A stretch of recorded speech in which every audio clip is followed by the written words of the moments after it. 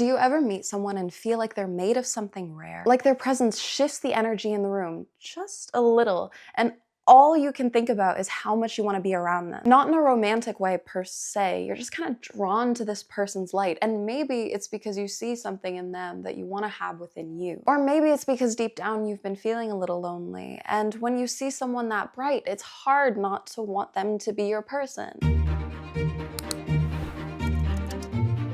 Hi pretty people, I'm Julianna Skye and welcome to my channel. Now, I had this thought and I wrote it down in my notes and I thought maybe I should share it on YouTube and see if people can relate. So I hope that you truly feel the stories that I tell. Anyways, I want to talk about something that may sound a little silly at first, but I promise it's not. Let's talk about crushes, but not the romantic kind, or at least not only the romantic kind.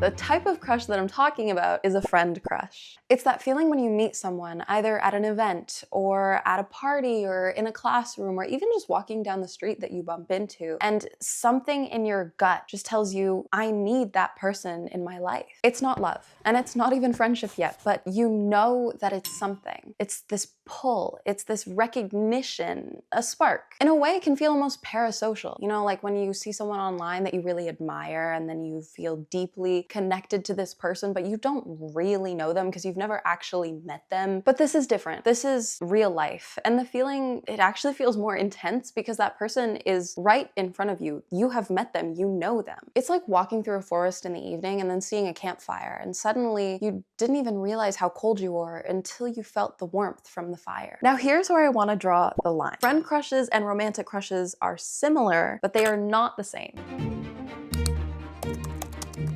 Romantic crushes often come with butterflies, daydreams, what ifs. They're often wrapped in this sort of fantasy romance, if you will. But friend crushes, they're rooted in this admiration, in this soul-deep curiosity, a craving not for love, but simply for connection. Now, sometimes lines blur, especially when you're young and you're still figuring out how to label your feelings, and obviously feelings change from friends to more to less, especially when the feelings are so strong. But the more that I have experienced both romantic and friend crushes, the more that I have realized that romantic crushes will usually ask you, could we be something? Whereas friend crushes will invoke this question of, you already are something, I wanna know what that is. Now I'm gonna expose myself a little by telling you the story of two of my biggest friend crushes, and they may have happened at different stages of my life, but they did teach me the exact same thing.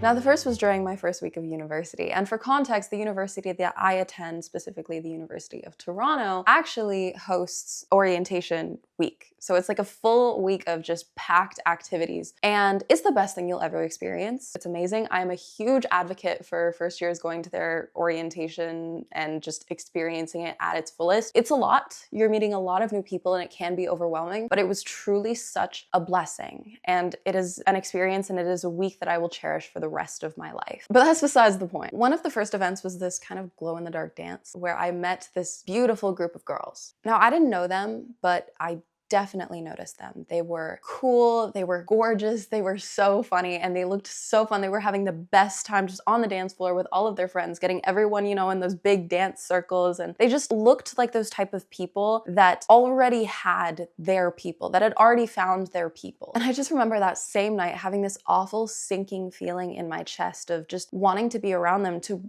want to be their friend, but also feeling like I wasn't good enough, like I didn't belong. And I felt really small in my own skin. I felt like I tried way too hard to be cool and fun and have people like me, and that just made me unlikable. I'm a chronic overthinker, by the way, so that was like the spiral of thought process that I was going through that same night at the dance. So I left the dance completely crying as soon as I got back to my dorm and just thinking to myself, I'm not gonna have any friends in university. Like, these girls are so stunning, so beautiful, they have everything together, like how could I be a part of that? And now those girls, they're my girls, they're my people, my closest friends, and I love them so much with everything in me. That night, I had full-blown friend crushes, and I didn't do anything embarrassing, but I just felt like I had, because I was so desperate to just feel like I belong. Now, the second time it happened, it wasn't a group, it was one person. So I met this guy who from our very first conversation just felt like someone I needed in my life. He was kind, why am I saying was as if he's no longer with us? He's very much alive and well. He is knowledgeable, he's kind, he's smart, and he's so deeply himself, and that's something that you can tell from the moment that you meet him. And for me, that was something I couldn't even fathom seeing myself as. And as soon as I met him, I just admired him in a way that felt kind of scary. Like he was this type of person that I wanted to grow into, which is wild because we're literally the same age. So I did what I tend to do when I feel that. I tried too hard and I overthought every single thing that I said. I replayed conversations in my head. I replayed interactions in my head to see if I said something wrong, and I put him so high up on this pedestal. And it's not like he didn't deserve to be there because he's amazing, but it's also like I tried to climb my way up and earn my place there too. But that's just not how closeness works. And it wasn't until I stopped trying, stopped performing, that a true friendship began to grow between us. And now he is one of the people I trust most in this world. What I've learned from both of these friendship crushes is that sometimes we feel this intense need to pull people into our lives, not just because of who they are, but also because of where we are. We're lonely, we're searching for connection, for warmth. We're searching for these people who remind us of who we want to be, or simply people who just make the world a little less heavy. It's that we see something beautiful in them that we're still trying to learn to love within ourselves. And it's also that we feel like we're missing something, and then we wonder, well, maybe they're it. And that's okay. It's okay to want people, to need people, to feel that pull. It means you're human. Humans are innate social creatures. We literally wired for connection. And not to sound too sciencey here, because I'm an English lit girl, but our brains release oxytocin. And if you didn't know, that is also considered the bonding hormone. And that is released when we experience closeness, trust, or even just meaningful eye contact. We've evolved to survive in groups, to thrive through community, so that ache that you feel when you crave connection, it's not what some may consider weakness. That is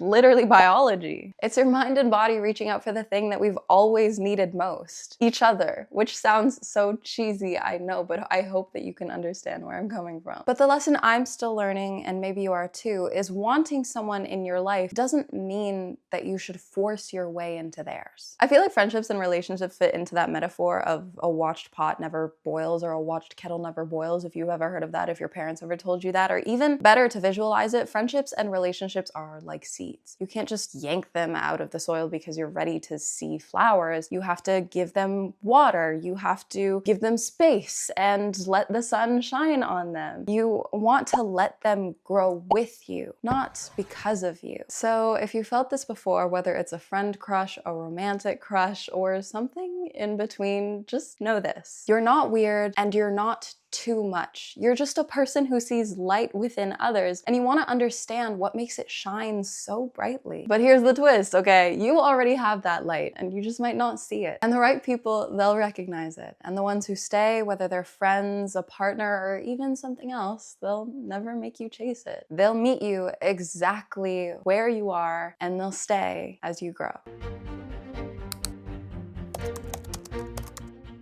If you've made it this far, comment down below that emoji of two people hugging that kind of looks like a camera when you first look at it. And truly, thank you so much from the bottom of my heart for being here and just for listening, truly. If this resonated with you, feel free to share it with someone or just sit with it and reflect and breathe. I will hopefully see you in the next one. Until then, keep trying to become the type of person that you would have a crush on. Bye. Action. Take two. Take actually 10,000 because there are so many different clips that I have to cut down. I'm breathing so loudly because I quite literally can't breathe out of my nose. I feel like I'm gonna sneeze. What was that? Should I be exposing how I felt about my friends when I first met them? Nah, it's fine, I love them. I feel like throughout every take, I'm just gonna be continuously fixing my hair. Can you guys see my eyes? I feel like my hair is like in my eyes throughout half of this video. Is my camera still recording? Yeah, it is. Okay. I feel like I always need to check because I lost all of my footage last. So much fear in my head. I'm like fear-mongering myself of like, is the footage, is it filming? Is it not filming? Is the footage blurry? Is it not blurry? I'm like, ah! Whew, I'm sweating balls. Okay, that's enough.